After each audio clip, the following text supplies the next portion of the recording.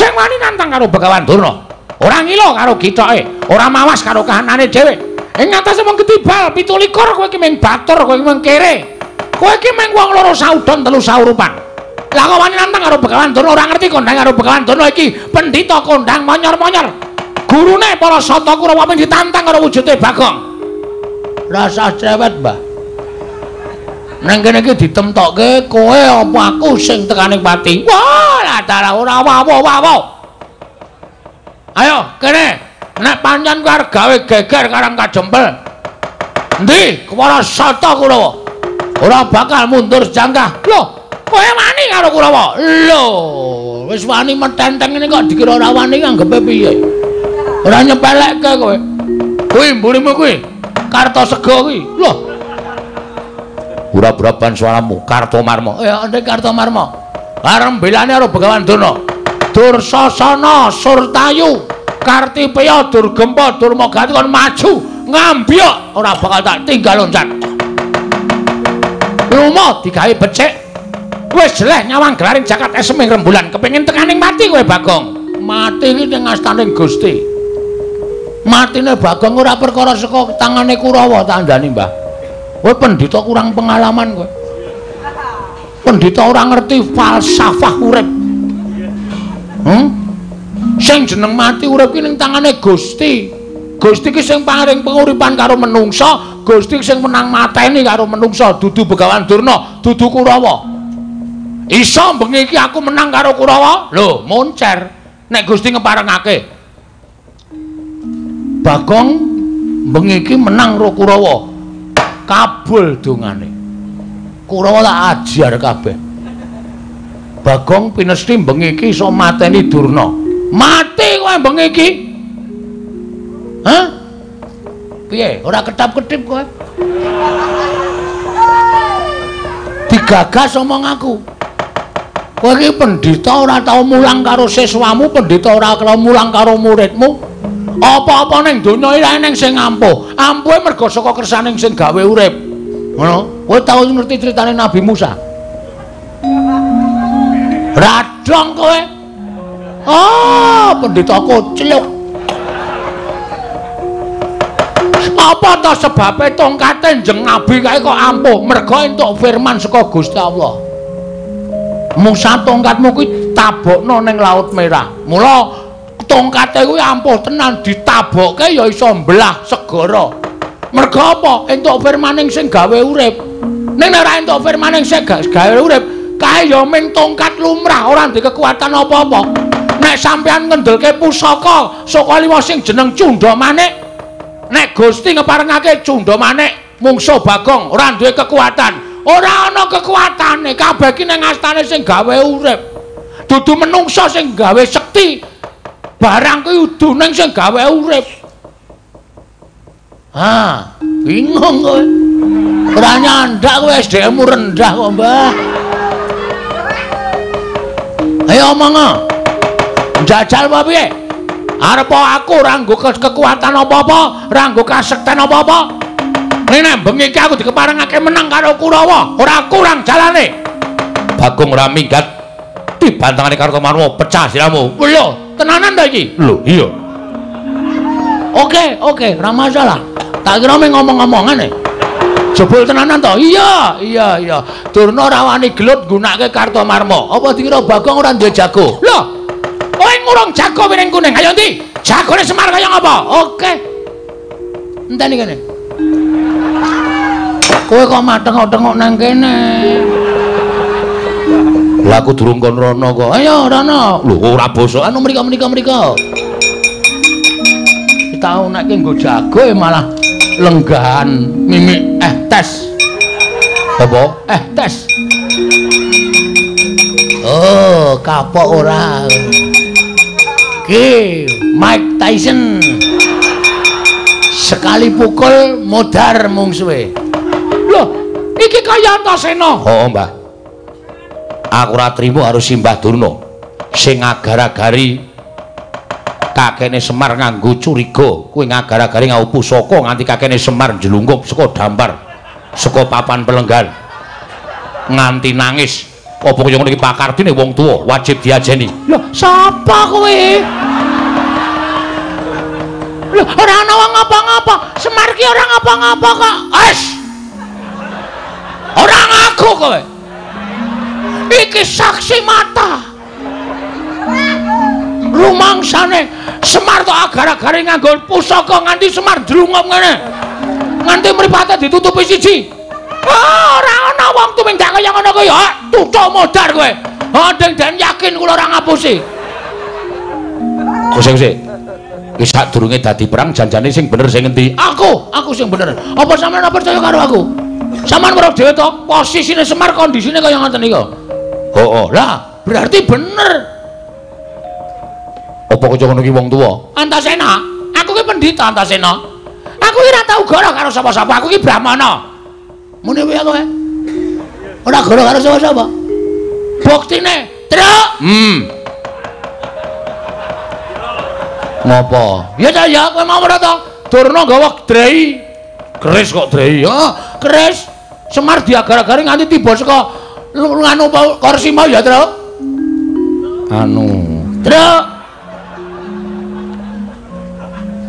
Truk. Ora muni ha.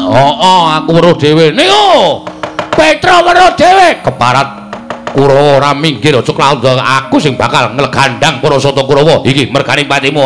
Dadi wisan ya. Ayo minggir, ayo minggir. Blogegku sadulita. Lit. Mal.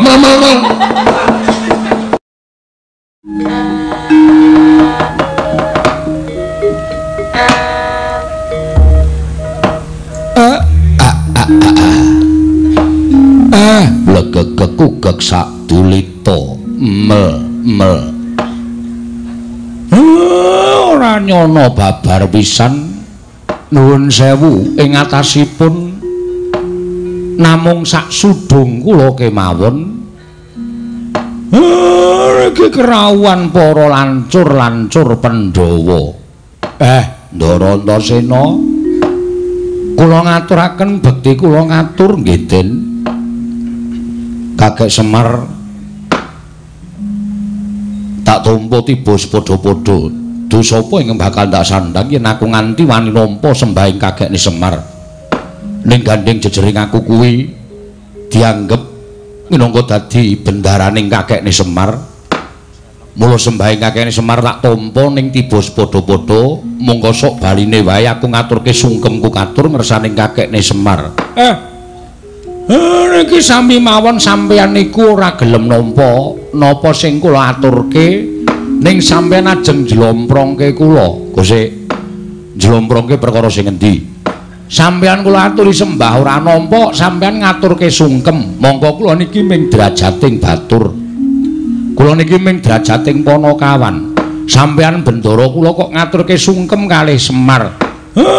Nek kula wani nampa dosa selawase urip sing kula sandhang. Sungkemku ora perkara derajat pangkat sing disandhang dening Antasena apa dene kakene Semar. Ning sungkemku sungkeme anak, sungkeming putu karo wong tuwa. Kuwi ora ana walang sangre kae. Aku minangka dadi dianggep anak ya gelem, dianggep putu aku ya trima, aku ngaturke sembah sungkemku karo wong tuwa. Nek ngoten cetha. Kula tampa mboten kanthi wigih ringa-ringa. Dipun sekecaken lenggahipun wis ora kurang kepenak praptaku ana ing Karang Kadempel kene kae. Ndara Gatotkaca wilujeng, Den. Yo, Siwa Semar. Tansah pinaringaning kawidadan liring sami kula. Aku ngaturake pudya pangastawaku katur ngersaning Siwa Badranaya. Kula tampi dawah sami-sami. Ndara Antarja kula ngaturaken bekti kula kunjuk. Iya, Siwa Semar. Ndak tampa tiba padha-padha aku ngaturke salam taklimku katur ngersaning Siwa Nayantaka. Nggih kula tampi, Ndara. Gus Ndara Abimanyu. Sampeyan kok lenggah ngandhap. Iya, Siwa Semar. Merga ning kene lenggah Kakang Mas Pringgondani, Kakang Mas Jangkar Bumi. Apa dene Kakang Mas Ngrandu Gumbala, Kakang Semar. Nggih. Niku tegese sampeyan ngetokke tata krama unggah-ungguh sampeyan kali kadang-kadang reda sampeyan Wilujeng Ndara tansah pinaringaning kawidadan niring sambikala Siwa Nayantaka. Aku ngaturake pudyas tawaku wae katur Siwa Semar. Nggih, kula tampi dawah sami-sami Ndara. Sami dipun prayogakaken anggenipun sami lenggah wonten ing pendhapi padukuh ning Karang Kadempel. Ndara Antasena, Ndara Gatotkaca, Ndara Antarja, Ndara Abimanyu. Nala Gareng Petruk Bagong kowe aja ninggal tata krama. Ngaturna sembah karo bendaramu. Ndara Antasena kula ngaturaken bekti kula kunjuk ten ya ring tak tampa tibus padha-padha ya Nala Gareng. Oh nggih dipun sekecaken nggih Den. Ya wis ora kurang kepenak. Ndara Gatotkaca bekti kula Den. Ya Nala Gareng tak tampa tibus padha-padha. Ndara Antarja bekti kula ya Nala Gareng tibus padha-padha. Ndara Abimanyu bekti kula nggih Den. Ya Nala Gareng tak tampa tibus padha-padha Nala Gareng. Ndara Antasena, Ndara Gatotkaca bekti kula kunjuk nggih Den. Ya terus tak tampa pangestuku Tampanana. Nun inggih. Ya Petruk tak tampa pangestuku Tampanana. Kula pundi Ndara? Ndara Antarja, Ndara Abimanyu bekti kula kunjuk. Ya Petruk tak tampa pangestuku Tampanana. Ya Panakawan Petruk tak tampa pangestuku Tampanana Panakawan. Kula pundi nggo jimat paribeh. Sami dipun sekecaken anggenipun lenggah. Ya Petruk wis ora kurang kepenak praptaku ning Karang Kadempel iki. Gong gendi kowe Gong. Ndara Antasena, Ndara Gatotkaca, Ndara Antarja, Ndara Abimanyu bekti kula kunjuk. Langsung kabeh kesuwen. Ya Gong tak tampa, ya Bagong tak tampa. Ya Panakawan Bagong tak tampa. Ya Panakawan Bagong tak tampa. Pangestu sampeyan sampun kula tampi. Lho aku urung menehi kok. Alah ora urung ya ngono kok. Nuwun sewu. Kula ngaturaken panuwun ingkang tanpa pepindhan. Ngatasipun namung sak kula. Kula niku ya ora ngraita napa sing ajeng kula lakoni niki ndara-ndara kula ngudaneni. Ning lha kok jebul. Sampeyan kersa rawuh enten Karang Kadempel jumbuh kalih nawala sing kula aturaken wonten ing Randu Gumbala, Pringgondani Jangkar Bumi lan Tanjung Anom. Saengga dinten menika ingkang sampun kajanjekaken wonten ing madyaning nawala, ndara-ndara kula sampun sami rawuh wonten ing mriki. Kula ngaturaken panuwun nggih Den. Kula mboten isa nglintuni napa-napa ngatur panuwun kula ingkang kunjuk ngersanipun ndara-ndara kula putra Pandhawa. Malah kejut rasane atiku kek. Nalika aku nampa dawuh timbalaning kakekne Semar, ora dat sabene kakekne Semar kuwi nimbali marang lancur Pandhawa. Mula tumuli aku kampir marang Pringgondani lan Jangkar Bumi, jumbuhake kelawan nawala ingkang wis mbok aturake marang Randu Gumbala, Pringgondani lan Jangkar Bumi. Jebul tinemune Kakang Garwaca Kakang Antarja lan Abimanyu padha tinimbalan dening kakekne Semar ngelingi. Nadyan to dikaya ngapa Antasena, Kakang Garwaca Kakang Antarja, Abimanyu kuwi tau-tate nampa pangudarenging kakekne Semar. Mula apa sing dadi dawuhing kakekne Semar, aku ora bakal selak. Lan sak mengko aku wis wanu ning Karang Kadempel, aku tak nyadong dawuh marang kakekne Nayantaka. Eneng apa kek? Ana perkara apa lan ana wigati sing kepiye keparenga kakek mbabarana marang Antasena. Aku tak ngangolake jangga nilingke karna mastuti sabda tama pengendikaning kakekne Badranaya. Ya Kakang Siwa Semar, mara tak aturi paring dawuh ana wigati apa? Tumuli paring dawuh. Aku nedya midhangetake ingkang Nedela Siwa Semar Badranaya. Semono aku Siwa Semar marugake paring dawuh. Purwa Madya usana samendhang aja ngantur ing karempit bakal tak tilingake karnane Antarja. Yen perlu aku bakal mastuti dawuh timbalaning kakekne Semar Badranaya ing Karang Kadempel, Siwa Nayantaka. Hanjrah ingkang puswita rum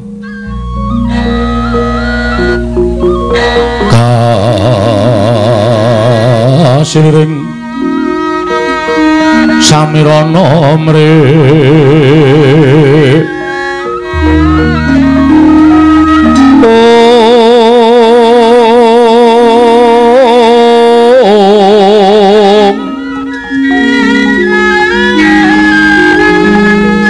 bakal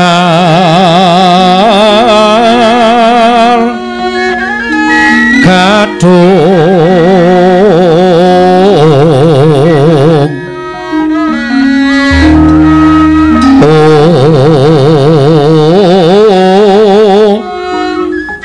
ngas kandanyo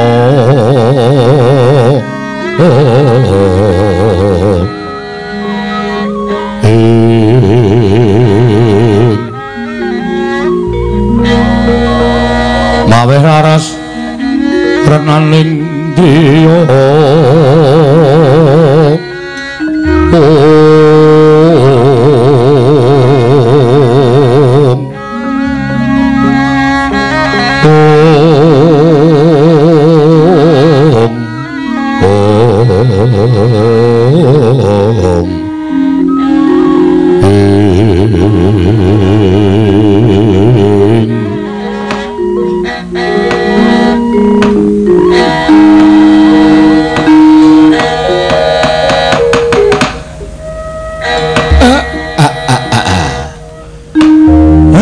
sing sepisan kula ngaturaken panuwun sing tanpa pepindhan dene lancur-lancur Pandhawa ndara-ndara kula sampun kepareng rawuh wonten ing Karang Kadempel. Lah ing ngangka kalih napa ta sababe kok nganti ngatasipun namung sak kula kemawon wantun ngrawuhaken boyongi dhateng pepunden-pepunden.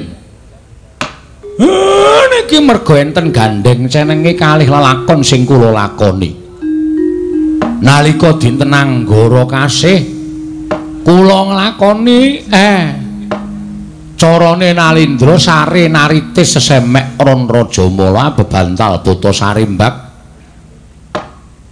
wigatosipun namung nyadong wenganing dewa. Lah kok mboten kanthi kanyana-nyana wonten madyaning pasumpenan kula nampi rawuhipun Sang Marbudengrat inggih Sang Asih Prana. Maring dawuh kali Semar yen to Semar sakmangke badhe dados jalaran tumedhaking kanugrahan. Badhe dados jalaran tumedhaking kanugrahan.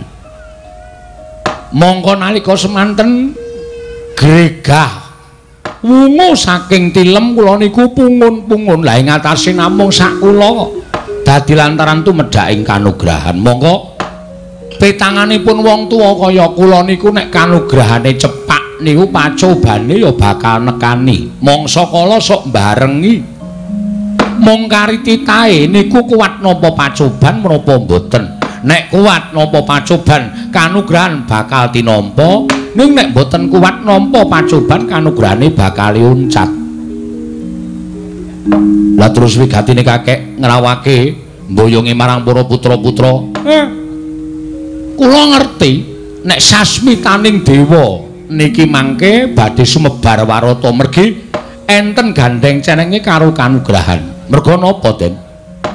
Dewa matedhaken kanugrahan menika mesti wonten titah ingkang sampun pinaringan sasmita kudu nggayuh kanugrahan. Lah, mongko titah enten donya niku werna loro.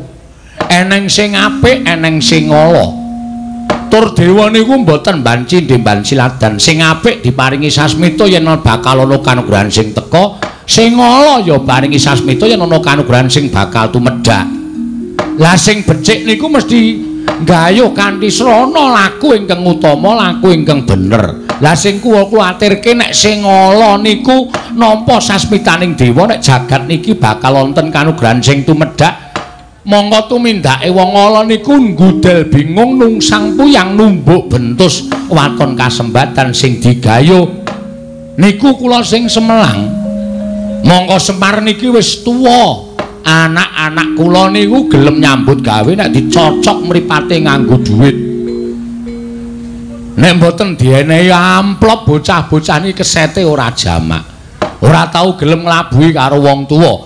Mula sewiji-wijining cara kula kudu ngrawuhake para nom-noman Pandhawa supaya njaga kahanan Karang Kadempel jumbuh kalian kewajibaning dewa ingkang kula sangkul. Ngono to? Nggih. Yen pancen kaya ngono kersaning kakene Semar Antasena pribadi ora ngemungake sarta ora bakal ngembet marang kahananing Kakang Garukaca, Kakang Antarja lan adiku Abimanyu merga miturut Antasena. Kakang Garukaca, Kakang Antarja adiku Abimanyu kuwi duwe penemu dewi-dewi. Yen kakekne Semar ndangu kelawan penemune Antasena, aku mathuk, aku rujuk. Tegesipun pripun? Aku sagu njaga katentremaning Karang Kadempel. Aja nganti kakekne Semar samengko ana ingkang rubeda ngene bakal matedhake kenaro lantaran tumedhaking kanugrahan. Matur nuwun, matur nuwun. Ning prasaja mawon lho den iki mboten enten napa-napane. Ora apa-apa kek. Lahir batin aku ngudhokake tenagaku lahir batin kanggo katentremaning kakekne Semar. Matur nuwun, matur nuwun. Ndara Garukaca pripun? Ya, ora bakal aku rupa-rupa gedang karo penemune Dimas Antasena.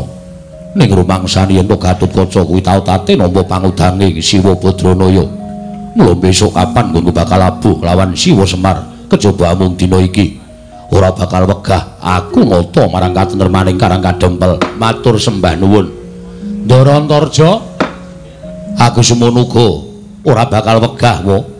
Aku bakal melu karo adiku Antasena karo adiku Garukaca gawe tentreming Karang Kadempel mbok menawa ana dom sumurping banyu lan payu-payu ingkang bakal katempuh ing samirana ngiriguda marang Siwana Yantaka ngene bakal matedhake kanugrahan. Wah, matur nuwun. Lha Abimanyu mboten sah kula suwuni priksa mesti kemawon nderek kalian Kang Raka.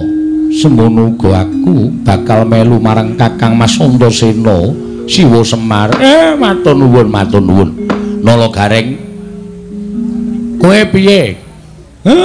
Putra-putra Pandhawa, lancur-lancur Pandhawa.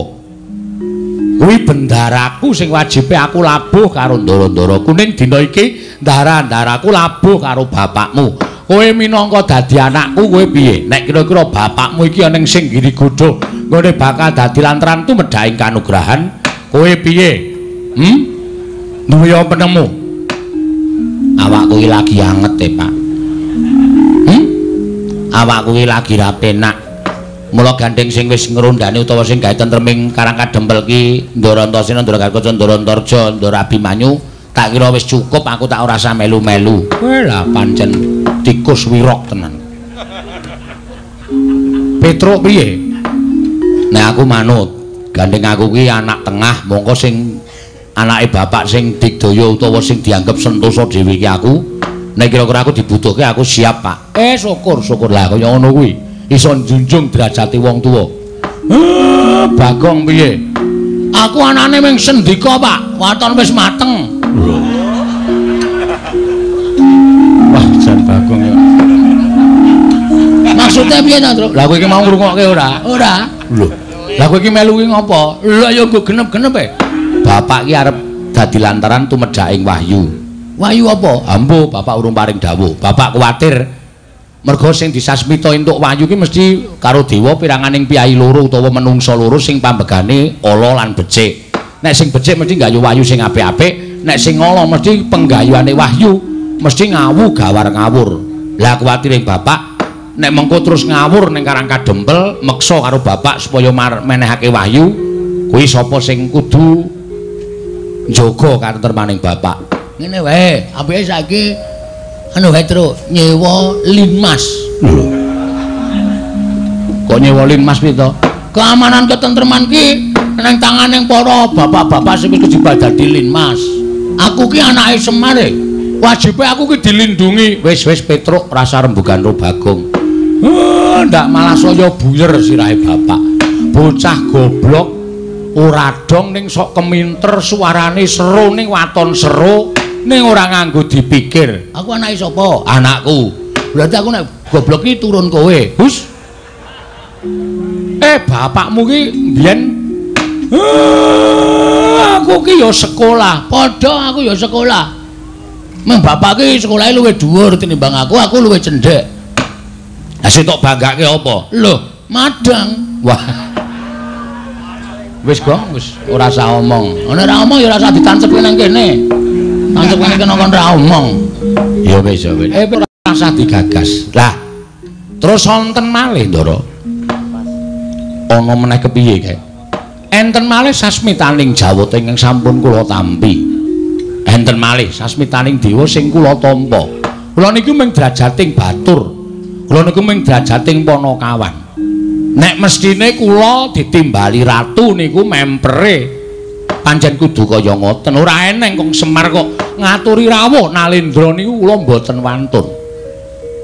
Lah terus mongko sabdaning dewa tumedhaking kanugrahan menika mangke menawi ndara kula sinuwun Kresna, sinuwun Baladewa, sinuwun Puntadewa pun sami kersa rawuh enten Karang Kadempel niku badhe katandha tumedhaking kanugrahan. Lah niki rak kula bingung to. Nek kula ngaturi rawuh ndara-ndara kula para Nalendra Semar dikira wong batur celandaan, ora ngerti tata krama, anggepe apa? Luwih-luwih sing do ngrasani karo Semar. Semar kae anggepe apa? Ming gedibal kok ngrawuhke Nalendra iki ora ngilo karo gitoke. Bener kawula kuwi. Bagong menengo sik. Kowe menengo sik to, Gong ora? Hah? Mula kula ewuh kaya. Lah niki gandeng niku wong tuwa-tuwa sampean. Niku pripun carane supaya sami rawuh enten mriki? Merga nek sinuwun Ngamarta, sinuwun Kresna, sinuwun Baladewa mboten kersa rawuh lan mboten ninggal rawuh teng Karang Kadempel, wahyu niku mboten badhe mandhap wonten ing Janaloka tinampi satunggilipun titah ingkang sampun katarimah gesangipun Ndara. Ratune Ratu Tama.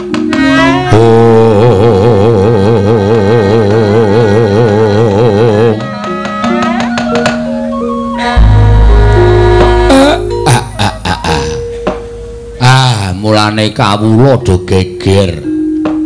Jebulana Priyagung rawuh. Nala gareng iki rak. Begawan Durna lho. Apa ora cetha apa, Pak? Kacamataku ora tak agem. Waduh. Mula rada ora cetha. Nggih, Begawan Durna, Pak. Mburi kae Patih Sengkuni. Kerawan Priyagung. Monggo perenjake ora ganter-ganter, pitike jago rada tarung kok tamu kok delidir ya, Tru. Heeh. Penembantuna karo Patih Sengkuni, Gong. Penembantuna karo Patih Sengkuni. Wes ketekan virus corona iki. Kok karo piyayi kok omongane kaya ngono. Wis to, wis ketekan iki wong sing iso disusupi jiwane mesti modar. Mula ngungkuli virus. Aja nek krungu piyayine nesu lho. Ora wedi aku. Ora wedi ning nek duka ndak ora prayoga kedadiane. Penemban wilujeng rawuhipun. Gandak bleguduk suaru gembal. Sumarante, hawela. Iya Semar. Slamet tekaku ning Sambikala. Aku ngaturake basaku katur marang kowe ya Semar. Nggih, kula tambi. Dipun sekecaken Penemban. Oh iya wis ora kurang prayoga praptaku ning Karang Kadempel dina samengko iki Semar. Regena Patih Sengkuni katuran karaharjan rawuhipun.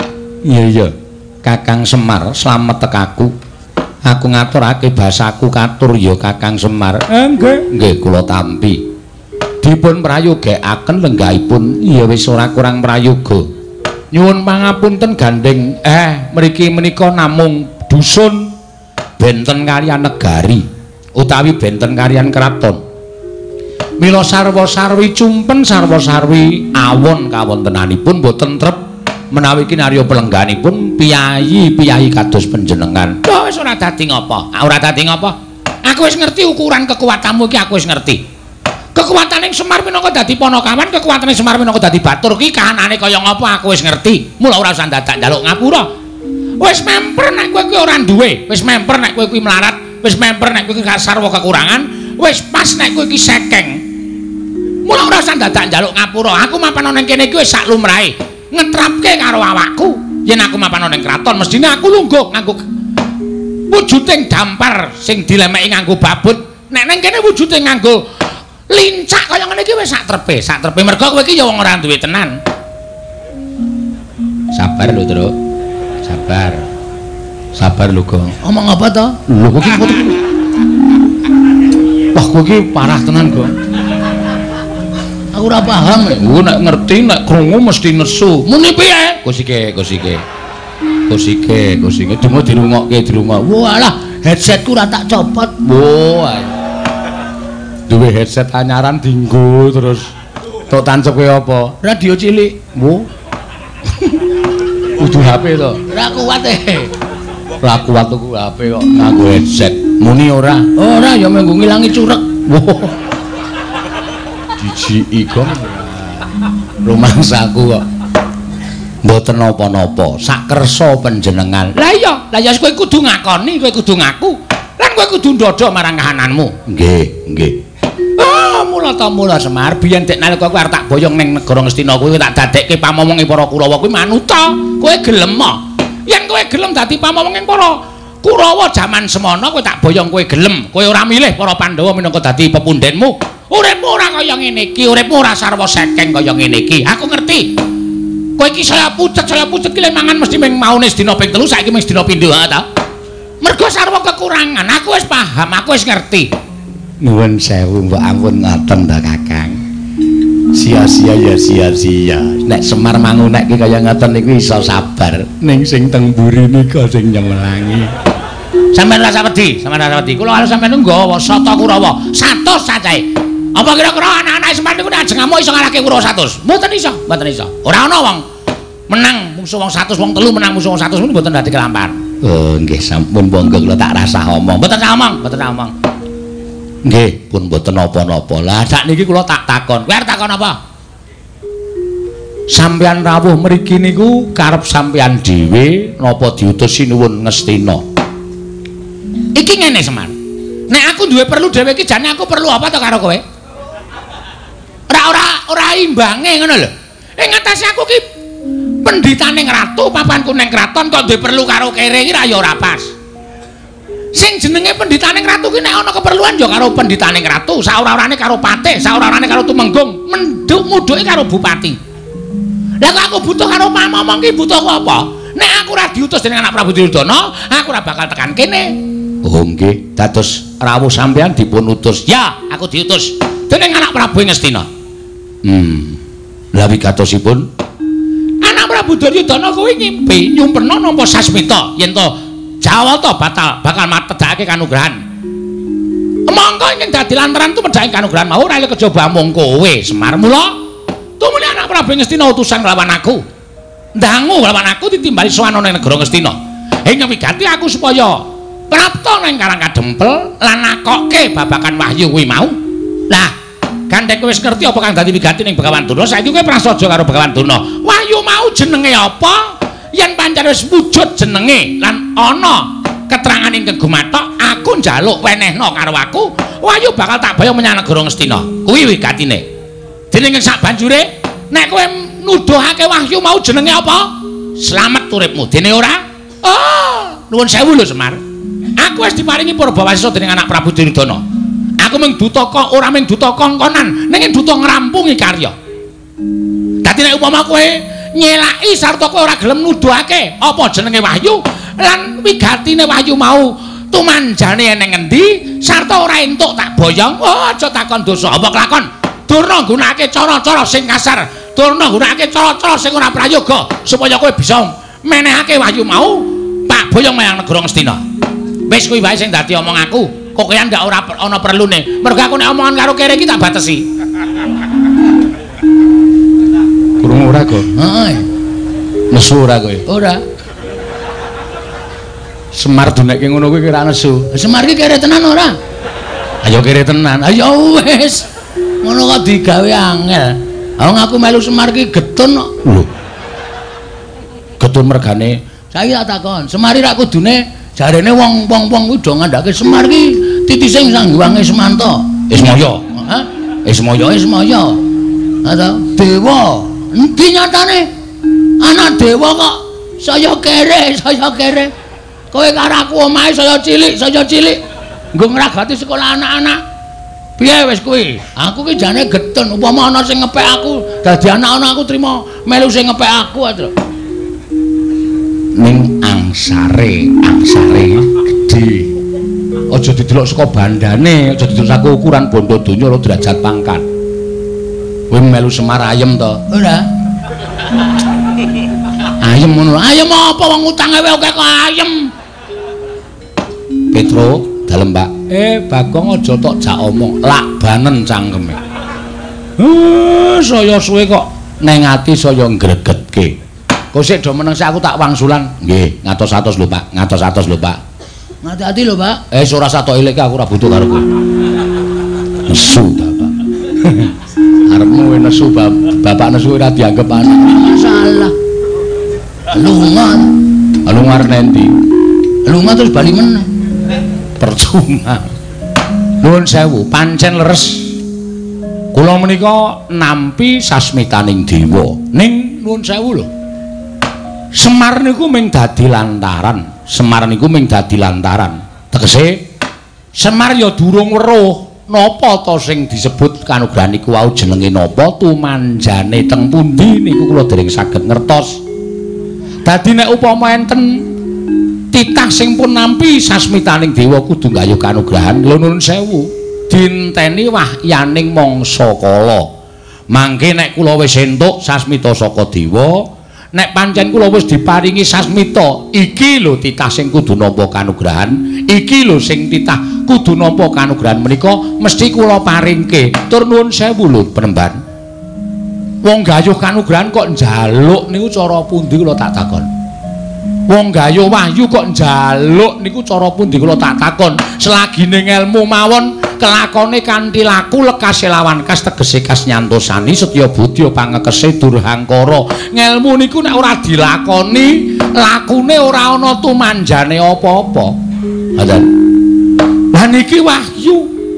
Mongko akeh para nimpuna, para surjana sarjaning budi, akeh para pinter, akeh para kaki-kaki, akeh para sepuh sing golek wahyu niku direwangi priyatin, direwangi tapa brata, direwangi tapa. Apa to sebabe disebut tapa? Niku ngrasake wong sak tata apa-apa. Tegese ngrasake wong-wong ora duwe, ngrasake kaya dene wong sing kekurangan, ngrasake kaya dene wong sing ora kecukupan, wong apa.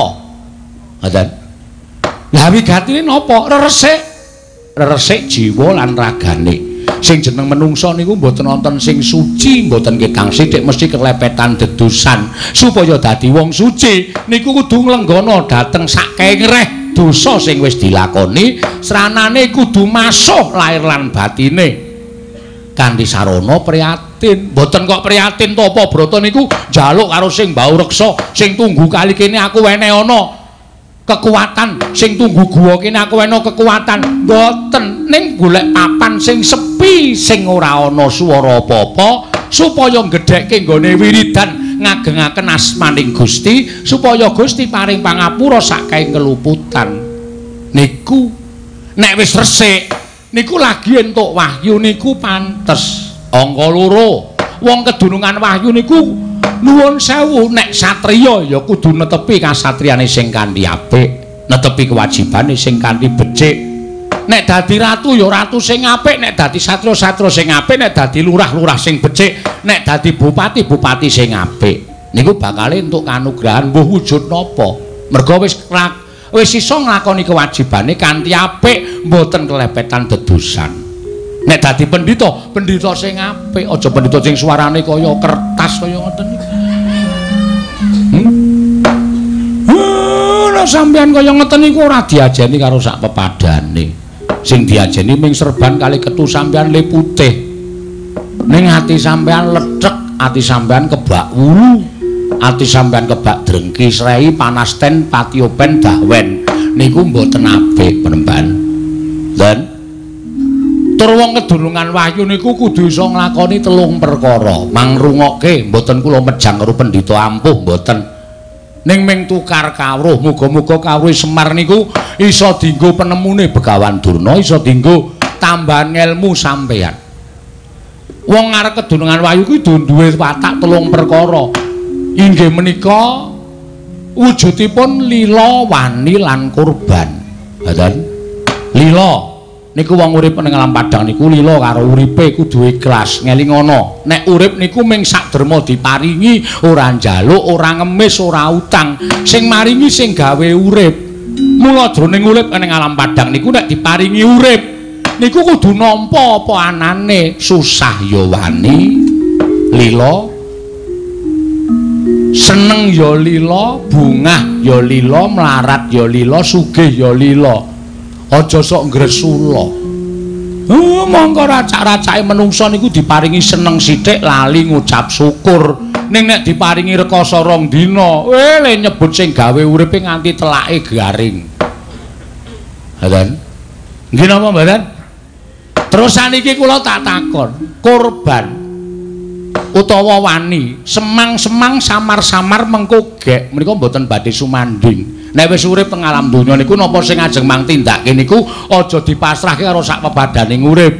Ning pasrahno karo sing gawe jagat, merga sing iso ndakwa, merga sing iso menehi dosa lan kanugrahan niku sing gawe jagat. Upamane kula ajeng tumindak mitulungi karo maling niki angel digagapi. Ngoten. Maling niku salah. Maling niku kleru, ning kok tak tulungi. Mergane sareng kula takoni apa sebabe kowe maling? Merga wis ora duwe kepinteran, ora iso nyambut gawe, mongko anake kejet-kejet arep mati. Wong maling sing tanggung jawab ki maling goleki sandang pangan anak sing arep mati ngoten niku nek ditutuki wong napa sampean mentala. Lah carane leh kula nulungi ya iki barang colongamu balekno. Nek kowe butuh apa-apa njaluk aku. Ora ketang aku ora duwe ning sing becik anakmu tetep urip. Halan. Nggih mboten? Sing kaping 3 niku korban. Korbaning lahir, korbaning batin. Korbaning lahir menika dana driyah. Weweh tetulung dateng sak pepadane. Halan. Tetulung dateng sak pepadane menehi sandang wong kawudan, menehi payung wong kudanan, menehi buga wong kaluwen. Mongko tanpa pamrih sakniki wis ora enek wong ngekeki tanpa pamrih niku pun mboten nonton. Pun lo tak takon ujaring para sepuh nek tanganmu tengen menehi tanganmu kiwa aja nganti weruh niku gombal wis ora enten. Racak-racake oke-oke wong sugih diparani jaluki sumbangan menehi akeh ning mesti ana tembunge kula mangdongake waras, kula mangdongake rejekine akeh. Niku tegese nyumbang wis ora lahir batin mergo dadi dol tinuku, duwe didol dadekke donga. Kaya aku ya. Lah. Sampeyan malah krasa dhewe to. Mula nek njaluk kanugrahan gayuh wahyu niku ampun njaluk ning budidaya. Lah sinuwun Ngastina mboten kersa ngerkaos anane nek entuk sasmita wahyu niku terus wongkonan dumeh dheweke dadi ratu, dumeh dheweke iso dawuh, dumeh dheweke iso kongkon moh rekasa. Emoh masuh lahir lan batine. Ampuk tekan jaman sok kapan mawon nuwun sewu bumi niku tangkep karo langit. Ratu Ngastina menika mboten ajeng entuk wahyu pun. Nek nganti omongane Semar niku merucut mboten enten nyatane. Mang suwek-suwek niki cangkeme Semar. Wes, Semar Badranaya.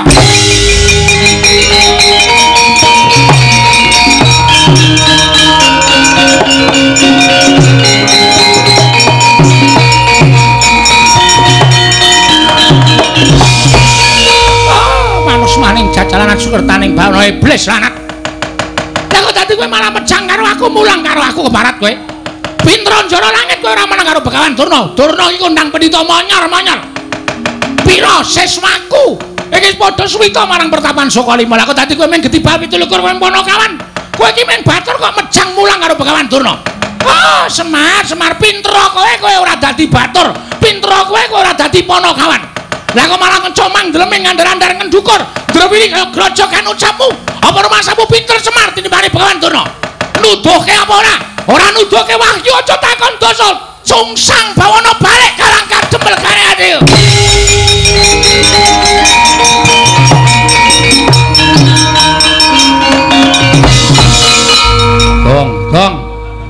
Gong. Kowe arep ngopo, Le? Bagong arep ngopo? Aku ora ngopo-ngopo mung nang kene kithok kok. Ya wis. Ngegol-goli senengane. Aku ki arep nesu. Ya wis gek nesu. Sik, tak salin. Ya. nganggo koloran abang iki kostum duel. Oh iya.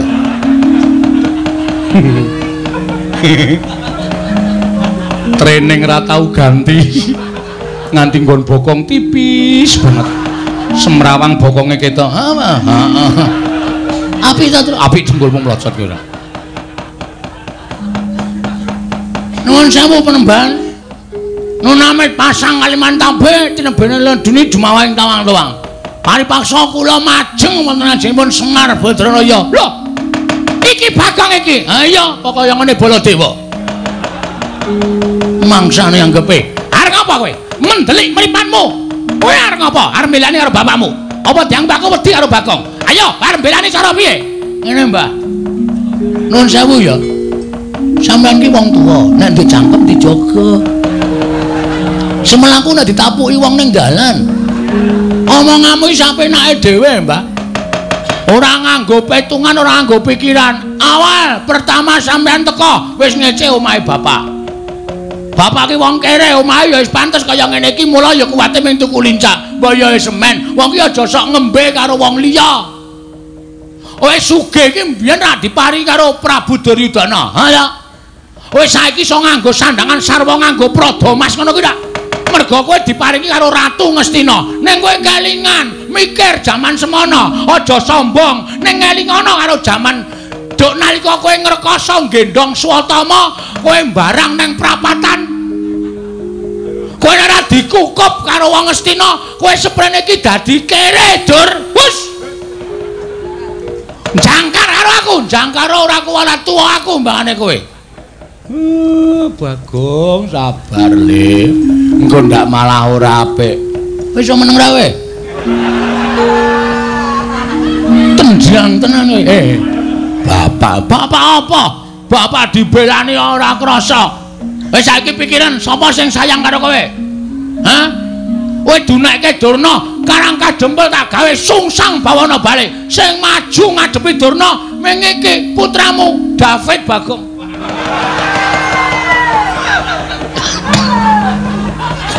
Tambah David iki gek kapan? Hah? Ngerti ora? Kuwi anakmu sing gedhe dhuwur kuwi ta ndel-ndelke kuwi men ketap-ketip. Kuwi sing kera kuwi. Mbok diganti matane, matamu ora. Nek aku arep sapa rumasane? Hah? Mikir. Donya ya ora langgeng, Mbah. Donya ya ora selawase langgeng. Sing sugih kala mangsa dadi kere akeh. Sing kere kala mangsa dadi sugih akeh. Sing bodho nek gelem budidaya dadi pinter merga sinau akeh. Sing pinter merga srawung karo wong bodho ilang ilmune dadi wong goblok ya pirang-pirang. Aku dadi lah pendhita penyakit tenan kowe. Wis saiki arep muni piye mau lambemu muni piye? Wis. Aku Brahmana, wis ngerti.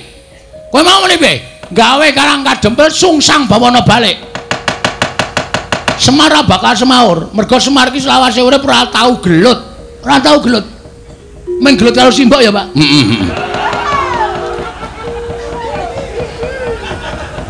Sumo ya? Heeh.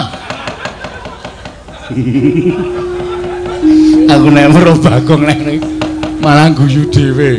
Cah kok mbuh uteke iki. Utekmu kowe. Otak kok utek ora. Ya sorry ora. Saiki ngene.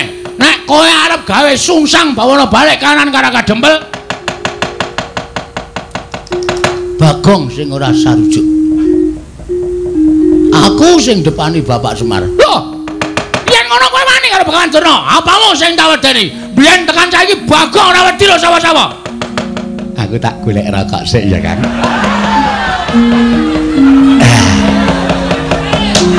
Kalau mau pun tumbas mentol.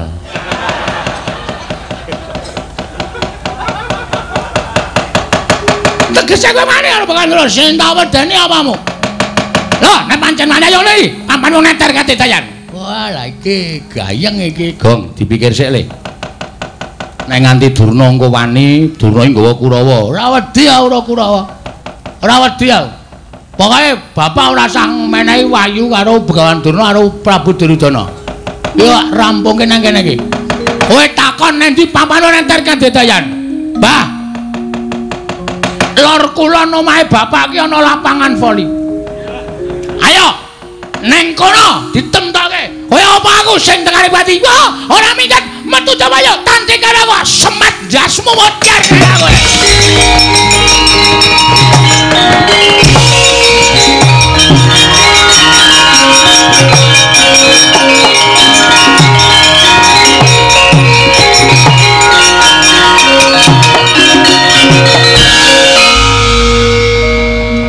Kok kowe kok ora merono ki ngapa? Lah ngapa? Merono kan ngapa? Lah mau rak nantang Durna to? Ayo ditandangi. Modar apa? Si. Terus iki karepmu piye? Karepmu piye wis wani nantang kok? Sing penting Durna metu saka omahe bapak. Nek Durna gawe geger ning jaba, aku urusane wong jaba.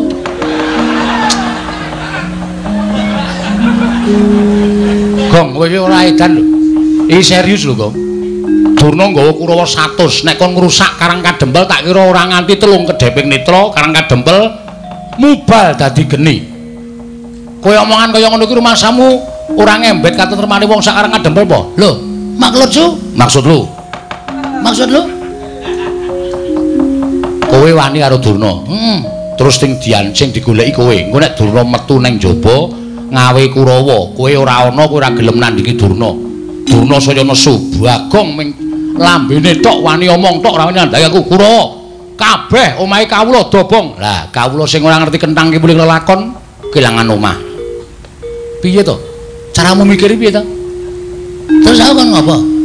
Lho, kowe wis wani nang iki metu njaba tandang ngono. Lah nak wani, nek ora? Aku dadak omong, nggih cangkeme. Wong ndek ngomong ngomong, aku iki ngapa? Sing penting wani sik perkara engko len nandangi mikir. Bangane kowe bapak dunakke Semar, Karang Kadempel tak bumi angus, kowe plendas-plendus. Gareng ki malah ora berubah sithik-sithik, memangan kuaci wae kok. Klecak-klecuk. Nyemeng yang lem. Wis saiki piye carane kaya ngene piye? Oh kowe kuwi sing gagah temandang. Omong aku nek musuh Kurawa kalah. Sik. Ada ide? Ojo apa? Ada ide apa? Putra-putra Pandhawa kon ngapa?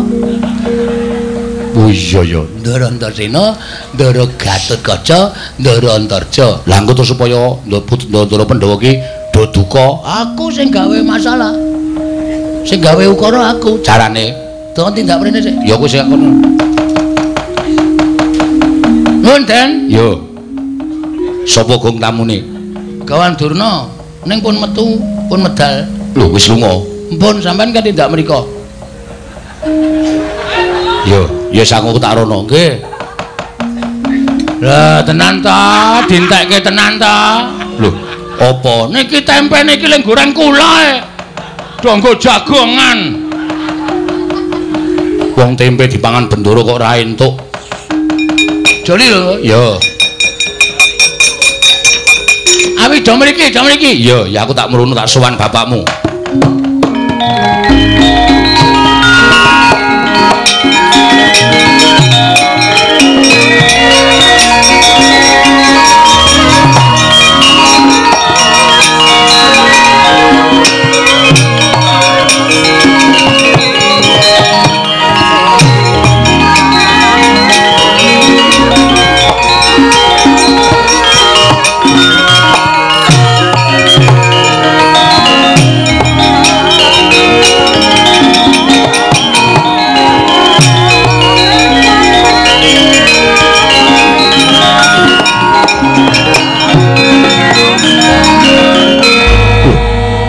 Ngopo Gong?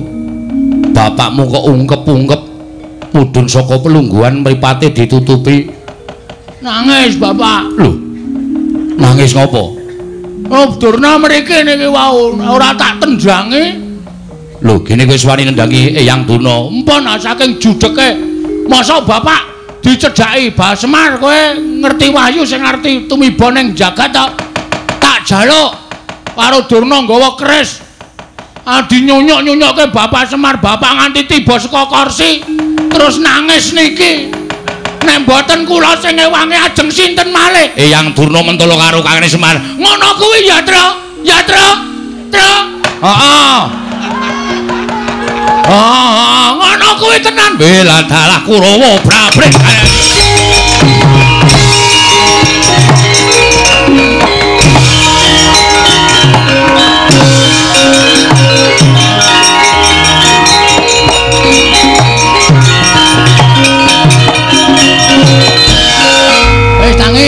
Tangi. Lah setan ki wong tuwa kok dijak Sandiwara. Sandiwara. Beres ta, Tru. Jaidan. Oh ya Jaidan. Ora. Bapak kok tok mbruke tok jengkengke. Nanti kaya bulus, bulus dengkulmu. Nek ora ngono ndak ora nesu putra-putra Ndara Antasena iki putrane Ndara Werkudara. Ndara Garukaca putrane Ndara Werkudara. Ndara Antasena putrane Ndara Werkudara. Ndara Werkudara itu kuwi muridé Begawan Durna. Nek ora dinganane iki do ora wani ngantemi Durna. Ndara Antasena nesu tenan lho, Gong. Ben. Eyang Durna ajar ngono kuwi brubut mlayu banter banget. Ben, nek diajar tenan, ya men. Nek Eyang Durna lara, wis kuwi sing tak jangka. Nek nganti engko dinyunyuk nganggo banyu sungut kae. Nyut Durna klekar mati. Aduh. Durna mati Ndara Werkudara prisa Antasena mateni Durna bapakku. Sing ngakon sapa? Semar dipurasara karo Durna. Semar ngaku, aku mung dikon Bagong, kowe goleki Ndara Werkudara. Mbok cangkeme sing apik, Truk. Ora usah ngedeg-degi ngono kuwi lho. Wis skenario-ne sapa? Apa? Skenario-ne sapa? Skenario sapa? Ayo kuwi dalan critane kok ngono kuwi. Ora. Wis pokoke aku kok tanggung jawab. Bagong dalem, Bapak. Wah. Menawi lho anak ki ngono kuwi. Nek iso ya kowe aja meneng bae. Terus kowe obah. Iya. Maju apa mundur?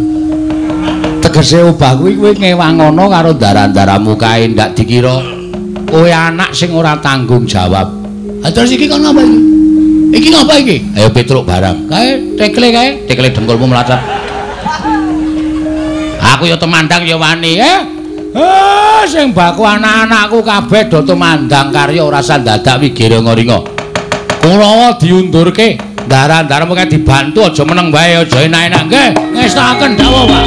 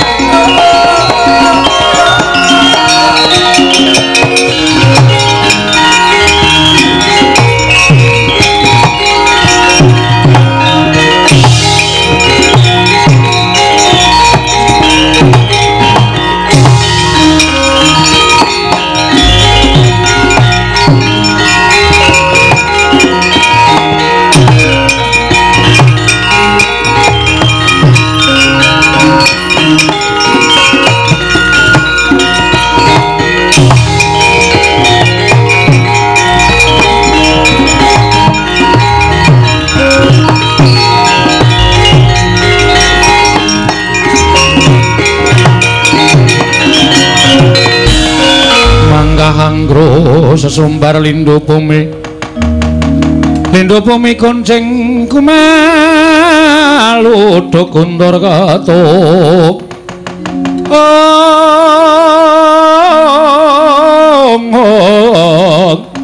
lumemak penyugang kumambang dosang Wisnu Bathara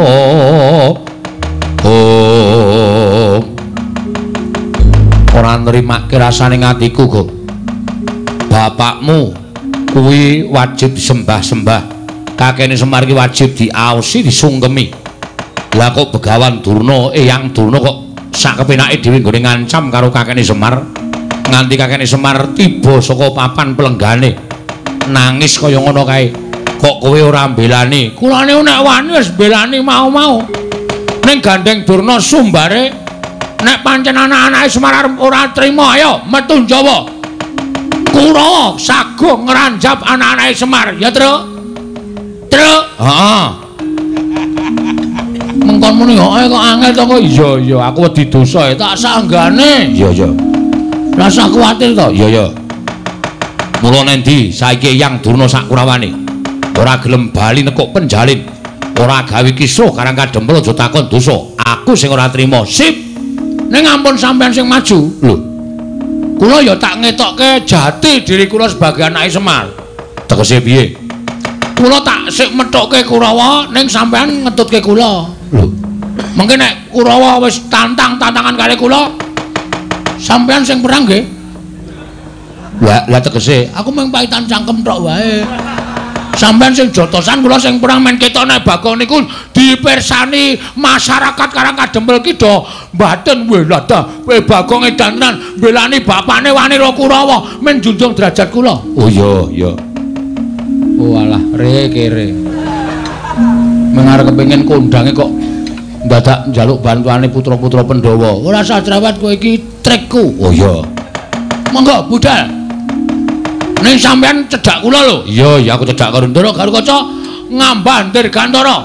Iya, Bagong nggih. Miling-miling saka Dirgantara. Nek kira-kira mengke Ndara Antasena dikrubut Kurawa sampean niup saka Dirgantara nyamber wanengen. Yo, wis tak dawuh Bagong. Wah, ngono wae dan kaya komandan tenan iki. Antarja nanti ki Antarja. Lho kok sing ndur basa kok Antarja nanti. Ndara Antarja piye Bagong? Sampeyan nang ndi? Aku ning jero bumi. Nggih, anu mangtruk didandanke sisan sapi teng kula rada buntet. Wong edan ora. Pak totok mboten, Deng. Sampeyan siap-siap nggih bantu. Yo ora usah kuwatir. Yo Gong yo kowe mlayu kono. Aku ning mburimu siap bos. Arep gleleng iki aku terus. Ya wis kono mangkat to.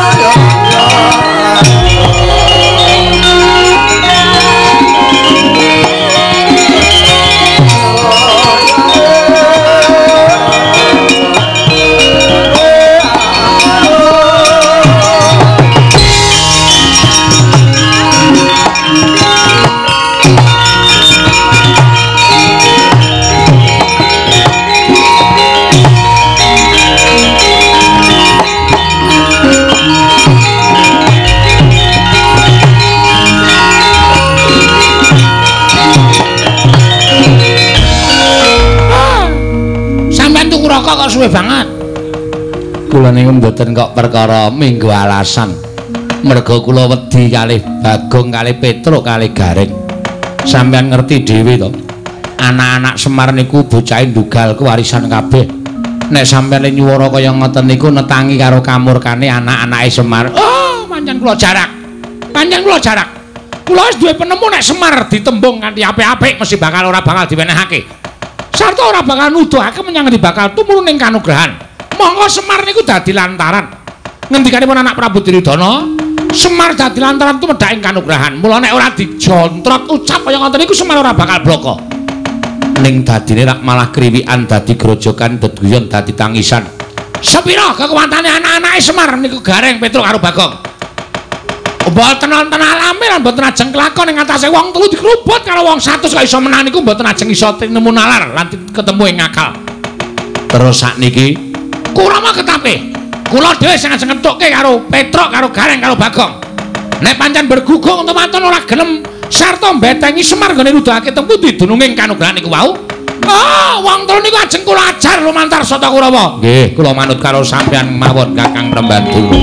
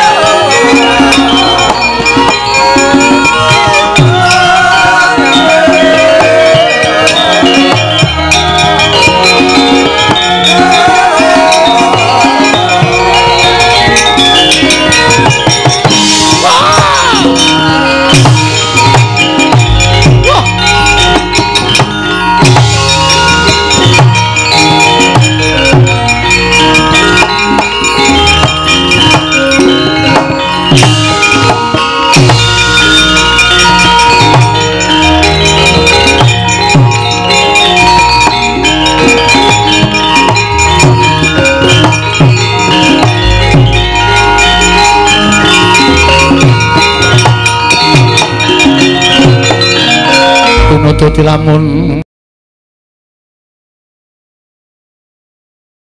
adalah iki menungsane sing wani nantang karo Begawan Durna, ora ngilo karo gitoke, ora mawas karo kahanane dhewe. Ing ngatasé wong ketibal 17 kowe iki mung batur, kowe iki mung kere. Kowe iki mung wong loro saudon telu saurupan. Lah kok wani nantang karo Begawan Durna ora ngerti kondang karo Begawan Durna iki pendhita kondang monyor-monyor. Gurune para Sata Kurawa mung ditantang karo wujude Bagong. Rasa cerewet, Mbah. Nang kene iki ditemtokke kowe apa aku sing tekaning pati. Wah, lah ora apa-apa. Ayo, kene. Nek pancen kowe arep gawe geger karang kajempel. Endi para Sata Kurawa? Ora bakal mundur jangkah. Lho, kowe wani karo Kurawa? Lho, wis wani metenteng ngene kok dikira ora wani anggepe piye? Ora nyepelekke kowe. Kuwi mburimu kuwi. Kartosega kuwi. Lho. Ura-uraban suaramu Kartomarma. Ya, ndek Kartomarma. Arep mbelane karo Begawan Durna. Dursasana, Surtayu, Kartipeya, Durgempa, Durmagati kon maju ngambyok ora bakal tak tinggal loncat. Lumo digawe becik. Wis jeleh nyawang gelaring jagat eseming rembulan kepengin tekaning mati kowe Bagong. Mati iki ning astaning Gusti. Matine Bagong ora perkara saka tangane Kurawa tandani, Mbah. Kowe pendhita kurang pengalaman kowe. Pendhita ora ngerti falsafah urip. Sing jeneng mati urip ki ning tangane Gusti. Gusti ki sing paring penguripan karo menungsa, Gusti sing menang mateni karo menungsa, dudu Begawan Durna, dudu Kurawa. Iso bengi iki aku menang karo Kurawa? Lho, moncer. Nek Gusti ngeparengake Bagong bengi iki menang karo Kurawa. Kabul dongane. Kurawa tak ajar kabeh. Bagong pinesti bengi iki iso mateni Durna. Mati kowe bengi iki. Hah? Piye? Ora ketap-ketip kowe? Digagas omong aku. Kowe iki pendhita ora tau mulang karo siswamu, pendhita ora tau mulang karo muridmu. Apa-apa ning donya iki ning sing ampuh. Ampuhe mergo saka kersaning sing gawe urip. Ngono. Kowe tau ngerti critane Nabi Musa? Radong kowe. Oh, pendhita kocluk. Apa to sebabe tongkate njeng Nabi kae kok ampuh? Mergo entuk firman saka Gusti Allah. Musa tongkatmu kuwi tabokno ning Laut Merah. Mula tongkate kuwi ampuh tenan ditabokke ya iso mbelah segara. Mergo apa? Entuk firmaning sing gawe urip. Ning ora entuk firmaning sing gawe urip, kae ya ming tongkat lumrah ora ndek kekuatan apa-apa. Nek sampean ngendelke pusaka saka liwa sing jeneng Cunda Manik, nek Gusti ngeparengake Cunda Manik, mungsuh Bagong ora duwe kekuatan. Ora ana kekuatane, kabeh iki ning astane sing gawe urip. Dudu menungsa sing gawe sekti. Barang kuwi udune sing gawe urip. Ah, bingung kowe. Ora nyandak kowe SDM-mu rendah kok, Mbah. Ayo omong. Njajal apa piye? Arep aku ora nggo kekuatan apa-apa, ora nggo kasekten apa-apa. Nek bengi iki aku dikeparengake menang karo Kurawa, ora kurang jalane. Bagong ora minggat dibantangane karo Marmo pecah siramu. Lho, tenanan ta iki? Lho, iya. Oke, ora masalah. Tak kira mung ngomong-ngomongan jebul tenanan to? Iya. Durna ora wani gelut gunakake Kartomarma. Apa dikira Bagong ora duwe jago? Lho, kowe ngurung jago piring kuning. Ayo ndi? Jagone Semar kaya ngapa? Oke. Enteni kene. Kowe kok mateng-tengok nang kene. Lah aku durung kon rono kok. Ayo rono. Lho ora basa anu mriko. Tau nek nggo jago malah lenggahan mimik tes. Apa? Tes. Oh, kapok ora. Ki, Mike Tyson. Sekali pukul modar mungsuhe. Loh, iki kaya Antasena. Oh, Mbah. Aku ora trimo harus simbah Durna. Sing agar-agari kakene Semar nganggo curiga. Kuwi ngagar-agari ngau pusaka nganti kakene Semar njlungkup saka dampar, saka papan pelenggan. Nganti nangis. Apa kaya ngono iki pakardine wong tuwa wajib diajeni. Lho, sapa kowe? Lho, ora ana wong ngapa-ngapa. Semar ki ora ngapa-ngapa kok. Wes. Ora ngaku kowe. Iki saksi mata. Rumangsane Semar tok agar-agare nganggo pusaka nganti Semar drungup ngene. Nganti mripate ditutupi siji. Ora ana wong tumindak kaya ngono kuwi. Tutuk modar kowe. Den yakin kula ora ngapusi. Kusik. Iki sadurunge dadi perang janjane sing bener sing endi? Aku sing bener. Apa sampean ora percaya karo aku? Sampeyan weruh dhewe to posisine Semar kondisine kaya ngoten iki. Oh, lah berarti bener. Apa kaya ngono iki wong tuwa? Antasena, aku ki pendhita Antasena. Aku ki ora tau goro karo sapa-sapa, aku ki brahmana. Mune wae kowe. Ora goro karo sapa-sapa. Buktine, Truk. Ngopo? Ya ta ya, kowe mau ora to? Durna gawa drei. Keris kok drei. Oh, keris. Semar diagar-agari nganti tiba saka anu kursi mau ya, Truk.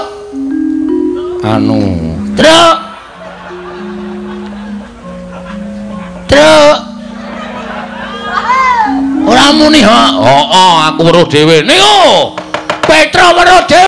Parat Kurawa ora minggir aja klaudha aku sing bakal nglegandang para Sata Kurawa. Iki mergane patimu. Dadi wisan ya. Ayo minggir ayo. Ayo minggir.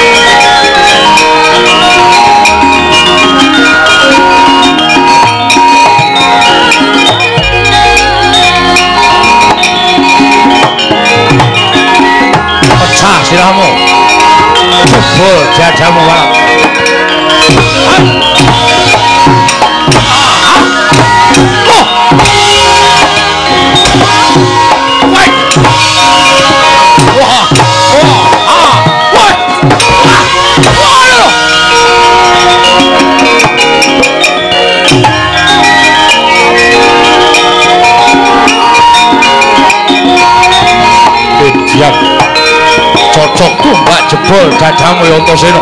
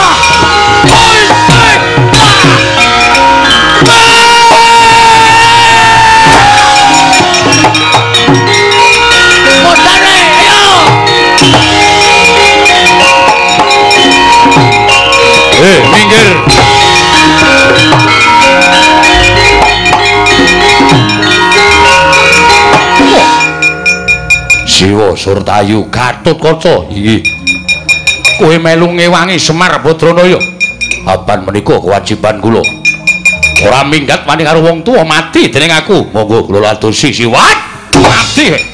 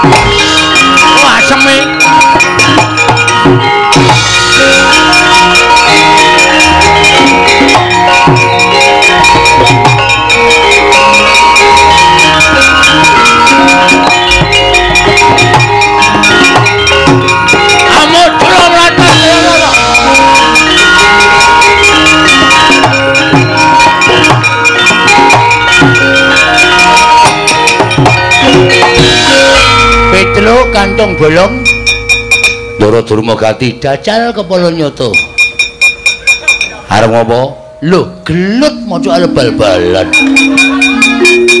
yo mungsuh sampeyan kula Antasena endi Ndara Antasena kesel Gatotkaca Ndara Gatotkaca mabur liyane turahe ming aku lah sida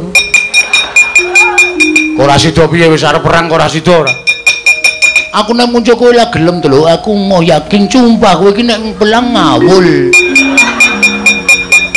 sane nganu tatanan yo tatanan manut kula manut carane pripun oke ndelek ketok kele pancen wong atos-atos tenan heeh ayo sampeyan ngantem ping pira aku ngantem ping pira sapa sing glithak kuwi sing kalah oke Nyo. Aku cek. Nyo. Sampean Bendoro nek batur kok wani karo Bendoro ngungkuli Bendoro ndak dosa, Nyo. Pecah cilahmu. Syukur iso mecah cilahe Petruk, nggo. Monclot, moncrot. Celat. Modal. Ping pira? Manut ping 3. Ping 3. Modal nek modal ora kecekel ki rasa karman modal terus mati ora kok modal golek modal ki ora genep ping 3 gentenan lho aku gentenan to ha iya nek ora tenan kowe bati ora oke nyo dadi oke wingi bar tak ngantem kambil wis iso pecah kok. Wah, cangkeme. Ngopo? Aku deg-degan Ora entuk deg-degan wong kalah ya ngono kok ya. Lah cang nganggo cumbal kaya ngono kuwi malah deg-degan. Ora entuk omong langsung bles. Oh ya. Yuk. Merah. Ngene iki padha digdayane, padha ampuhe. Kowe lae ora apa-apa, lha apa-apa. Kurang pindho. Oh iya. Waduh. Jos. Oh. Wah. Aku nek muni ora apa endi mau wonge. Oh, berarti aku wis buyel. Wis lodo mumet. Iya, iya.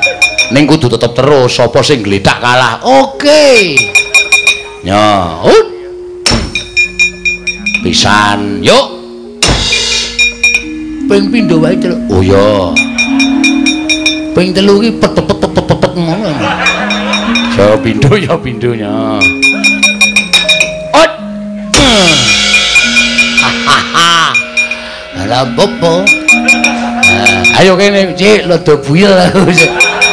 Yo ngene sesake ndak lanteke wektu. Oke nyo.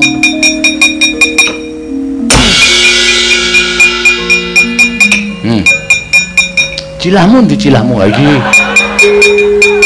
Tak pasne ndak ula pas. Wis obah kabeh tak jawang. Lho kok cengele diantem. Lucut e. Lho. Iki wis tanda-tanda kowe pisan. Lah ijo ngantem kok. Iya kene yo. Oh. La popo. Ya.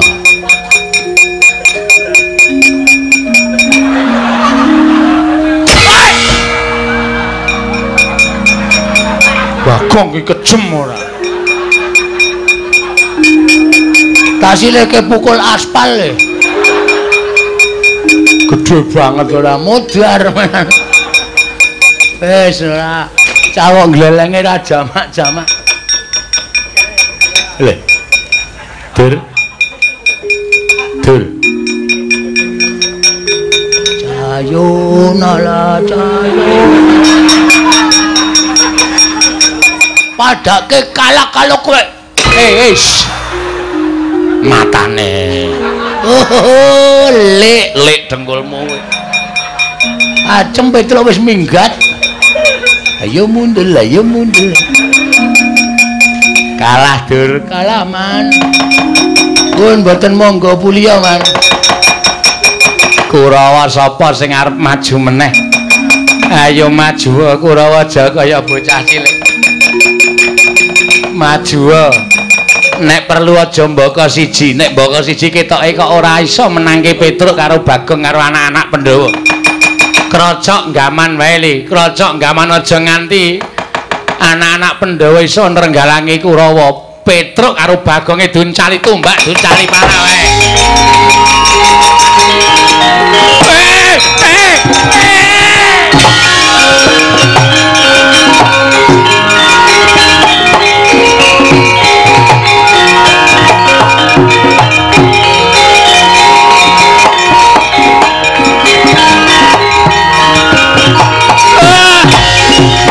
Petruk ora edan, Petruk ora edan.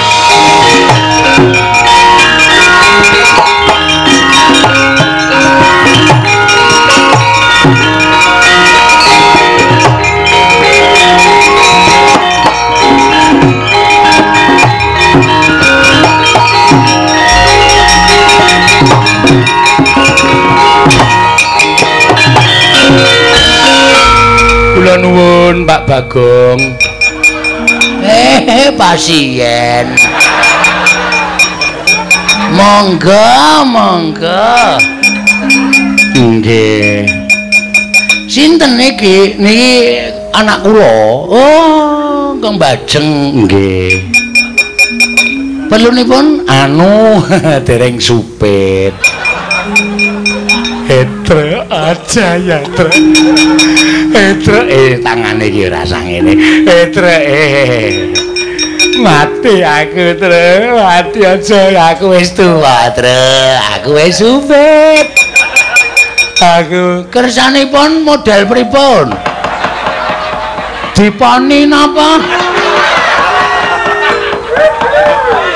Pun derek Pak Bong mawon, Pak Bong supit ajeng dinapake. Nggih, tergantung regi. Oh. Nek sing larang niku mboten krasa. Lah kersane pun niki gandeng bocah nakal. Sing krasa mawon perih mboten napa-napa. Siap. Tenggo nggih. Nggih. Pun. Aduh. Petro mati aku, Tru. Ora kurang ajar. Pun gak diuculi. Lho, pun sepuh. Pun medal brengos. Nggih. Pun nggih ngajak Petro mati aku. Petro mati aku mboten cah bengok-bengok. Mengke ndak kecuwes. Nggih, anteng. Ini cah bagus. Aduh Petro. Ayo. Kelas pinten li? Sekolahe nendi li? Sekolahe teng pundi cah bagus? Sekolahe kelas pira li pun nggih. Pun.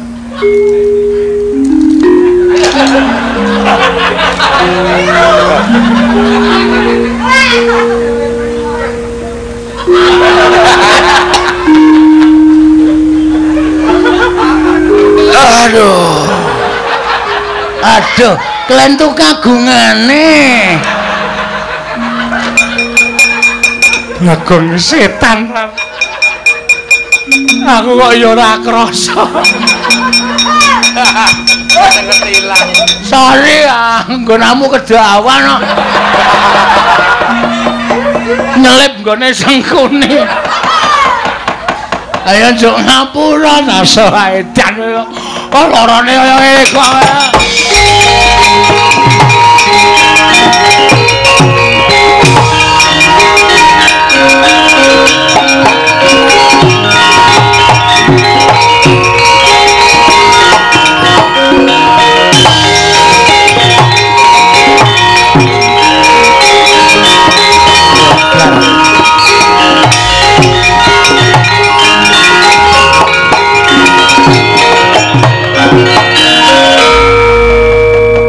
Untung aku isih diayomi karo sing gawe urip.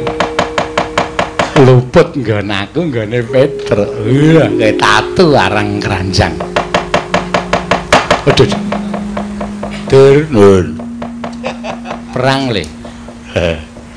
Mungsuhe Antasena.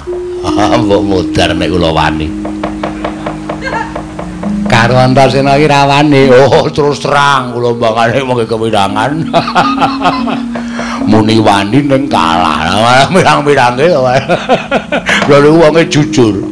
Anak Pandhawa sing kula wedani dhewe Antasena jelas.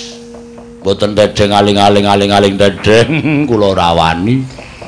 Liyane Antasena kula bekok awake. Gatut Kaca. Loro niku kula rawani. Siji Antasena loro Gatut Kaca niku. Nom-noman sing gegirisi. Mula-mula rawani. Lah liyane Antasena liyane Gatut Kaca maju idak-idake. Antarja niku nggih telu niku kula rawani. Caedan. Antasena Gatut Kaca Antarja rawani. Kira-kira wani marang sapa? Wonten sing setri lho. Beda nggih. Perang paling benane ya padha wae.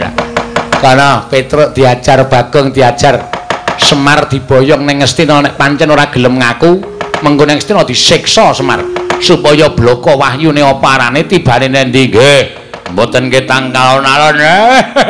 Oke. Sapa ketok? Mungsuhe Dursasana.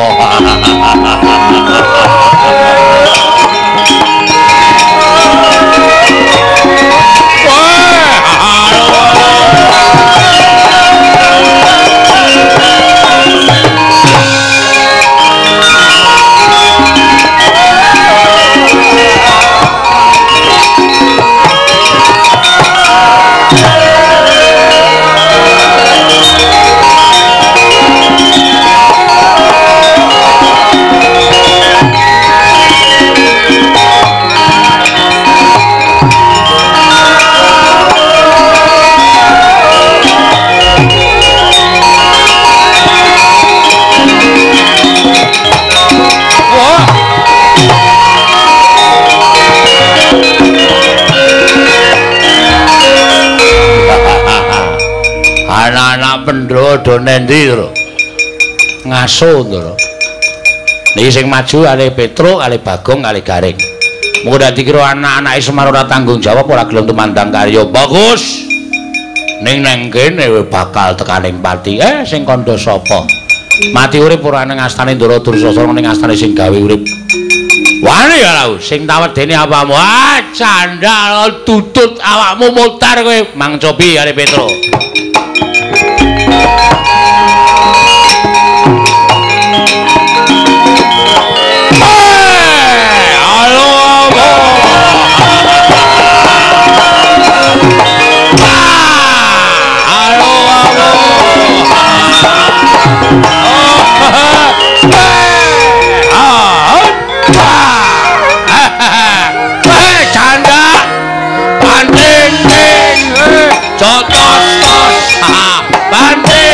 Cotos ciwit banting bengkal.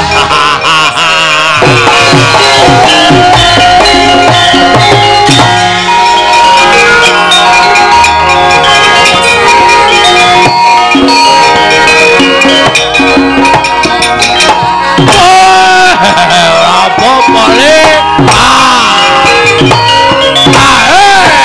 Banting cotos banting cotos ciwit banting bengkal.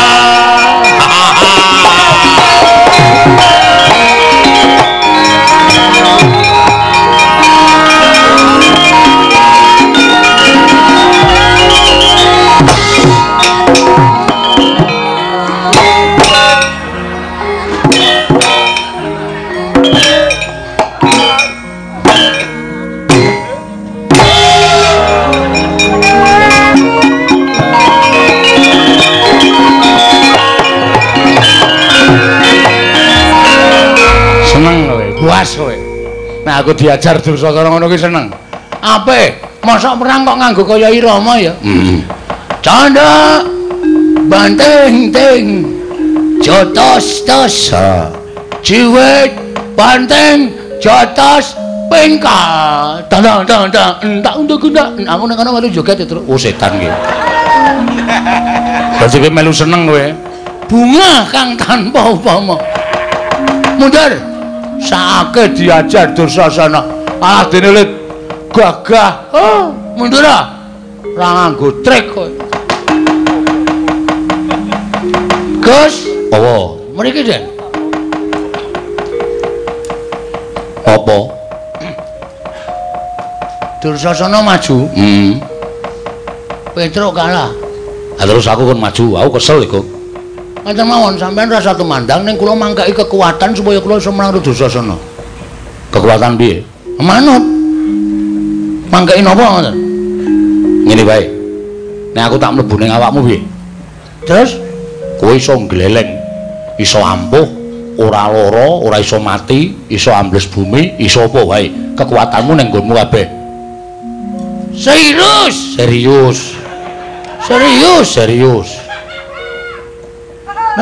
Tenan. Carane aku mlebu ning awakmu. Yo. Ndak sak tekan ngene, metu ngendi butuh cangkem apa? Ora sedeng. Kok kene iki ciut ning ngombo iki. Saidan ora. Kowe ngamet ambegan wae. Kowe ngamet ambegan. Aku mlebu ning awakmu. Menawa aku mlebu ning awakmu, kowe ngopo-ngopo diantem Dursasana ora lara, diapak-apake ora iso krasa. Engko gek maju ning pabaratan methuke Dursasana ya, Gong. Nek wis ngono, kowe dadi wong menangan. Aku tak mlebu ning awakmu. Mbah. Slamodar. Ning ngampet ambegane wis kesuwen. Ya wis gek ngampet ambegan.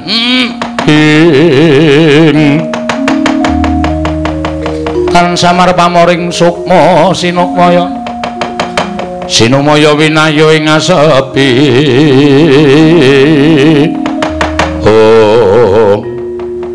Gong, meleo. Lho, sampean nang pundi? Aku ning awakmu. Walah. Edan kok ora mbrenjel. Ya iya. Gus, apa? Ora mangani ati lho, ora. Engko nanjur mangani rempelo barang.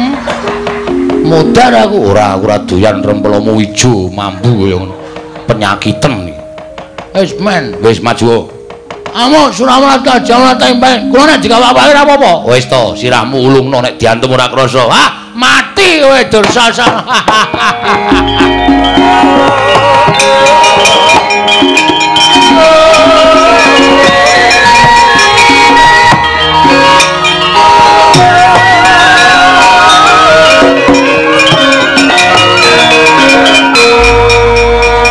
Ngopo, Tru?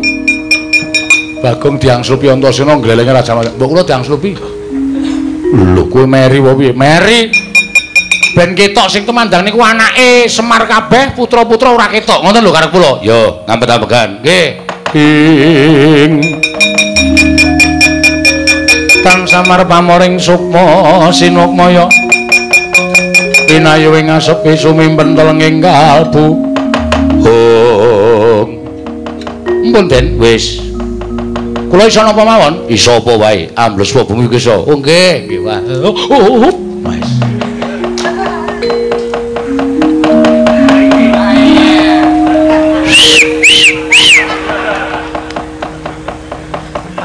Mopo garing? Mbok kula dibantu Den. Dibantu apa? Wong Bagong gleleng, Petruk gleleng kok kula masa ora entuk gleleng. Mang mlebu teng awak kula. Sesak. Alasan ora. Kersa mboten? Ora kersa nek dikongon apa-apa aku mah. Yo, ngapet-ampegan. Nggih. Aduh. Kepentut ya, Ndara? Ora apa-apa, ning go aja. Nggih.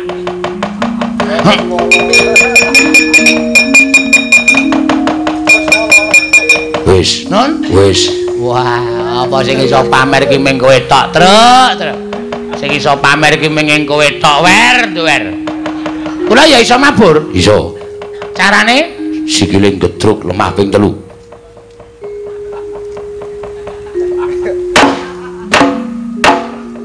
Kok suarane banter banget. Iki tekle ya. Sikile iki lincip ngene iki. Dadi nek nggo gedruk seru banget. Wis ya wis. Nggih. Ha. Mutiar ora kowe. Wah, gleleng. Waduh, ngendi-endi ketok iki. Nek ora golek kamar mandi ra ono gendenge. Ngandel ora. Oh, kok ya isih ana ya ana wong adus tanpa gendeng. Wah, tua banget asem. Ompong meneh. Wis ora nafsu babas. Ayo, kamu selamat jalan.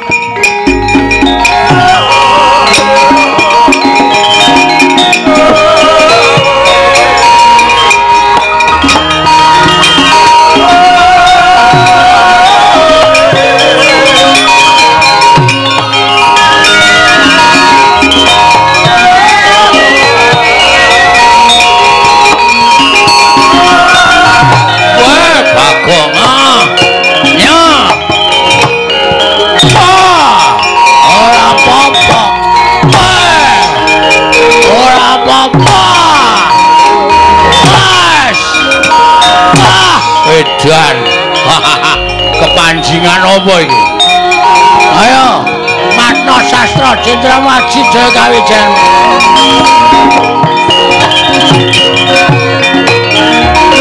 Wah, setan alas. Oh, ngatasi gedibal diajar kok ora loro babar blas melo wadake. Edan. Ayo malesa. Piye? Malesa. Kon males aku? Males.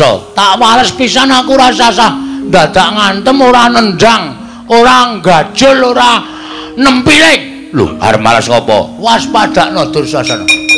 Bagong wis kanggonan ngelmu seprapat jagat wis tamat.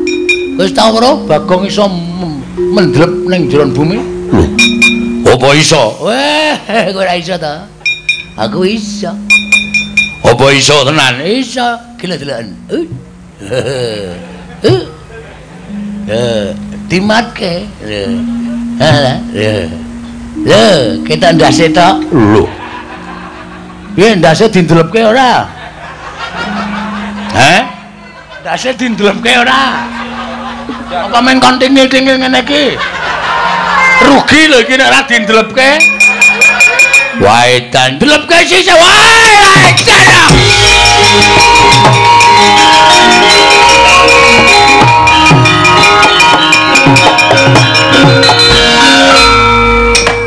Lho, ngapa truk kok nang kene? Apa rumah sama aku rasa ambles bumi? Wedan. Aku kowe barang iso ambles bumi. Acah gleleng kok. Oh, iki mesti dibantu karo Ndara Antarja kowe. Lah iso lah, wite napa kowe tok sing dibantu ora?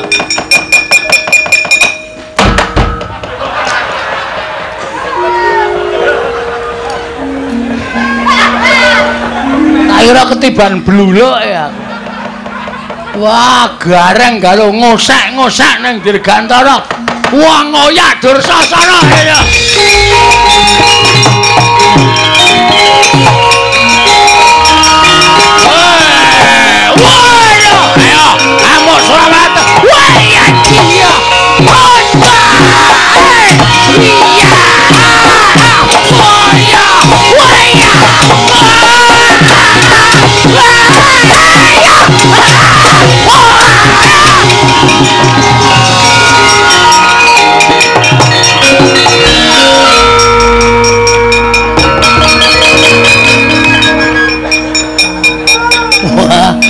Nutuke le prigel. Dursasana diajar.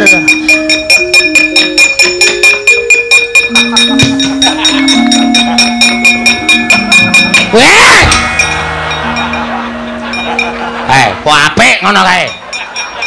Metu kok ning dhuwur. Lah kene ra iso mabur langsung tiba. Nyakit tenan kok ora. Rumasak. Kowe kulino pamer kok. Wong nek pamer ndara-ndara iki ra seneng karo wong pamer. Ya, Truk. Iso ora iso dipamer-pamerke. Kowe iso mabur. Lihat. Lho. Iki. Pop. Aku ora iso ya, Truk. Ambo, kowe coba kowe. Nek jarine Ndara Antarja iki nek ambles bumi aja nglumah. Kuwi nandhake nek kaya wong dijemplungke ning luwangan dadi wong mati, mengkurep. Oh, masalah. Heeh. Iya.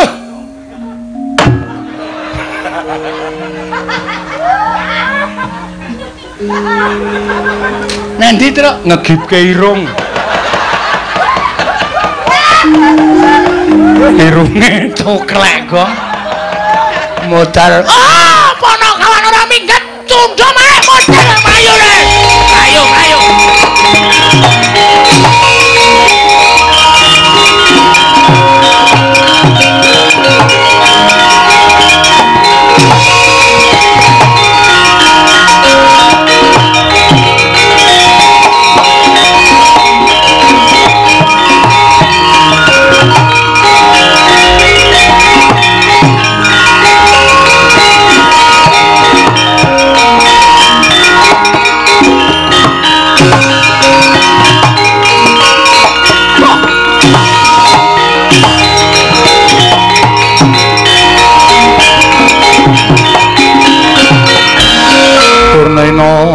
Panalingan loro majaring latri linenggak jangganira kapisanan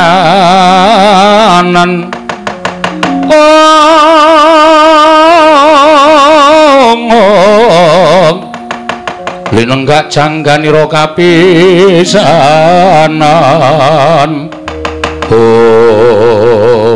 ayo aja sumber kowe Antasena. Apa mbok kira Begawan Dura mung tekan semene kekuatane ngendelke para Sata Kurawa ora? Nanging pancen wis tak dadi niating Begawan Dura. Wis tak niati lahir batinku. Yen Semar ora gelem nduduhke menyang didununge dumawahing kanugrahan. Oh, aku mesti mentolo karo Semar Badranaya. Ayo kowe semingkir. Yen ora kepengin dadi banten, ora kepengin tekani pati, kowe semingkir Antasena. Sik, Mbah. Aku percaya Simbah nek wis ngasta Cundha Manik kuwi pancen wis ora ana tandinge, ora ana tunggale. Aku ngandel. Ning nuwun sewu. Sampeyan nduk nalika nampa Cundha Manik kuwi rak diweling karo dewa to. Cundha Manik kuwi iso tok tamake karo sawijining wong sing sak timbang, sak bobot kekuatane karo Cundha Manik. Nek pusaka kuwi tibake karo wong sembarangan, tegese kekuatane ora sak timbang, sak bobot karo Cundha Manik. Cundha Manik kelangan kekuatan. Monggo Antasena wis dipasrahi karo kakekne Semar, kon jaga katentreman Karang Kadempel. Jiwa kasatriyanku tak junjung dhuwur. Aku yen muni iya ya iya, yen ora ya ora. Kuwi jiwaning satriya. Dadi nek aku saguh ndepani padukuhan Karang Kadempel, aja kok mati dadi bleduk tak lakoni, Mbak. Kula nek pancen Simbah Mentolo karo aku, Badenana, nyo. Aku ora apa-apa lahir batin. Ikhlas. Aku urip ora le tuku, ora le njaluk, ora le utang. Ning sak derma urip diparing karo sing gawe urip dene patiku lumantar Cundha Manik. Aku ora apa-apa, malah bungah dene patine Antasena. Dadi lantaranku mati ya kuwi simbahku sing tak tresnani Simbah Durna. Wis kek tamakno. Gage. Ning pomo dipomo eling dieling. Nek nganti aku mati mongko iku keh sing padha mresani. Kawula sak Karang Kadempel do weruh kabeh. Ponokawan do ngerti kabeh. Aku mati ana sing mlayu ning Jodipati ladul karo bapak. Nek Antasena dipateni karo Simbah Durna, perkarane ora usah dadak ana perkara piye-piye. Nek bapak ki nek ngerti anake dipulosara karo wong mesti ora trima. Mergo salukaning para sepuh nek arep netangi kampurkaning wong lanang ki siji bedangen bojone, loro bebedanen anake. Kuwi wong lanang mesti muntap. Monggo aku tok bebeda, aku tok pateni, bapak mesti muntap. Bapak muntap nesu goleki sampeyan, wis ora percaya karo sampeyan. Wis ora percaya karo Begawan Durna. Kabeh ngilmune balekke kowe, Werkudara karo Durna mungsuh. Nyo, Padenana. Aku Padenana sisan. Wis gawes. Salokaning para pinter nyebutake nek kepengin netangi kamurkane wong lanang siji bedangan bojone, loro bebedanan anake. Aku wis nglakoni kuwi. Aku SMS bojone Petro konangan. Aku doyak nganggo linggis karo Petro. Kaya ngono dadak diomongke nang kene. Jengkulmu ki ora. Wong kok senengane babar wirang karo aku. Oh, Mbah. Ning kosok baline aku mau ora crita, Bagong mau wis crita karo kowe bab perkara ampuh, urane pusaka iku ora saka sing duwe, ning saka sing gawe urip. Pusaka ki tamake dadane Antasena, Antasena ora apa-apa, kosok baline ana wong tuwa tak ingel-ingel. Ana wong tuwa tak gawe wirang ning Karang Kadempel.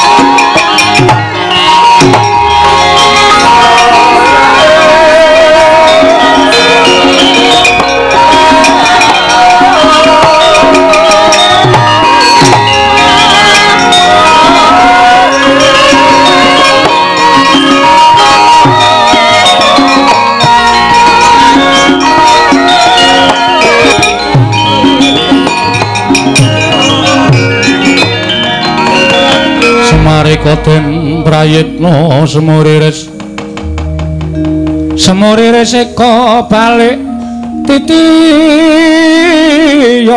gandayani